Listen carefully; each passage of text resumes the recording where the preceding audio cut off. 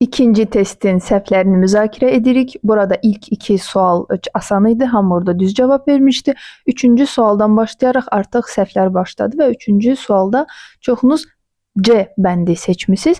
Burada payut sözü verilib. Halbuki düz cavab piyut B bəndi. Payut pet fe'lidir. Mahnı oxumaq onun şəxslənmiş formasıdır. Bu bura uyğun deyil, çünki burada uşaqlar süd içirlər. Bu sualda da hərə bir variant seçirdi. Gəlin aydınlıq gətirək. Не запомнил. Birincisi cinsə görə uyğun deyil, çünki ana var burada. İkincisi də bu yadda saxlamadı deməkdir. Mənaya görə də çox uyğun gəlmir.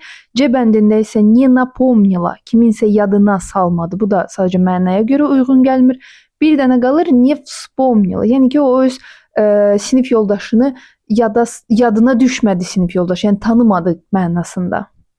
Beşinci sualı isə ən çətin idi. Burada bilmədiyiniz sözlər var idi məncə. Разукрасилась rənglənib deməkdir. Растянулась dartılıb deməkdir. И разбогатела varlanıb deməkdir.